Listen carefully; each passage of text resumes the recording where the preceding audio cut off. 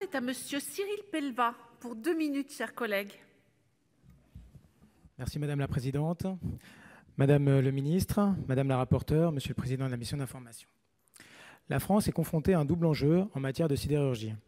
La lutte contre le décrochage industriel et la souveraineté nationale. D'une part, les emplois concernés issus de la filière sidérurgique sont menacés et d'autre part, la souveraineté industrielle est remise en question de manière générale en France. Se pose aujourd'hui la question du choix stratégique, mot revenu régulièrement sur les bancs, de la France dans ce domaine. Comme le rappelle le rapport d'information, au nom de la mission d'information sur les enjeux de la filière sidérurgique dans la France du XXIe siècle, la filière sidérurgique emploie encore 38 000 personnes sur le territoire français.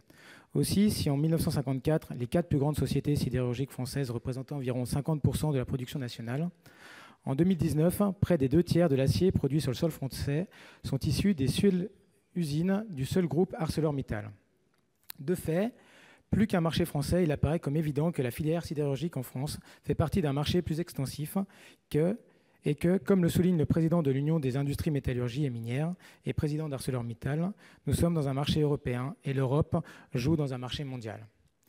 En termes d'emploi et de production, 2 tendances sont à relever. À savoir qu'ArcelorMittal emploie près d'un tiers des 38 000 emplois sidérurgiques et que la production sidérurgique française est en déclin. La France se classe désormais au 15e rang mondial en termes de production globale. Qui plus est, ce déclin annoncé continue sur la pente descendante. Il reste actuellement 8 hauts fourneaux actifs en France, alors que l'on comptait 152 en 1954. Ça a été relevé par la présidente Sophie Primas. Comme le rappelle le rapport, les conséquences sociales et économiques de ce déclin ont été pesantes pour les principaux bassins sidérurgiques français, à savoir le Grand Est et les Hauts-de-France.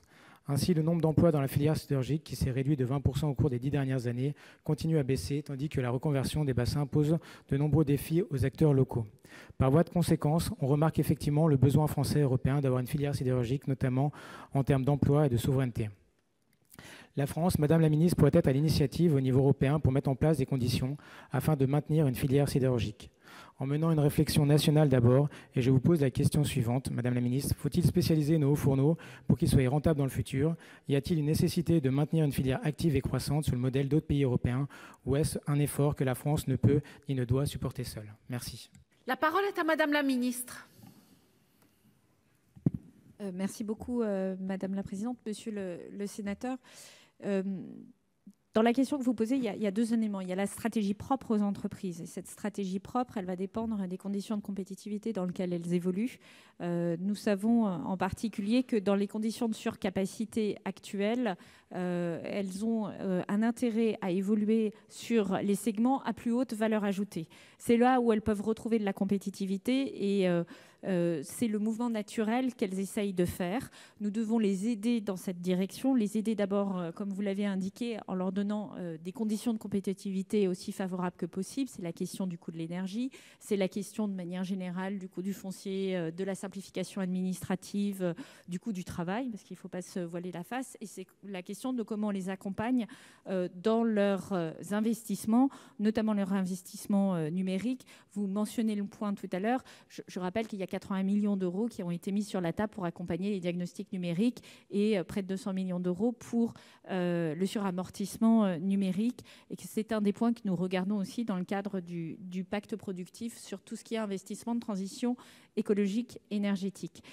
Au plan européen, il y a aussi les mécanismes que nous pouvons mettre en place pour faire respecter un minimum de concurrence loyale dans le jeu.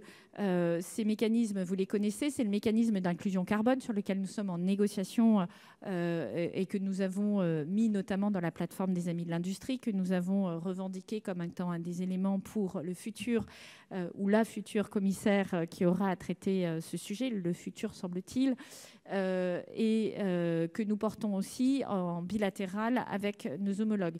C'est la deuxième question de la réciprocité sur les marchés publics et de la réciprocité de manière générale dans le cadre des accords commerciaux que nous avons et de la transparence sur les aides d'État dont bénéficient un certain nombre d'entreprises. Je pense notamment à la Chine qui pèse aujourd'hui 50% de la production mondiale, là où elle était à 4% en 1978.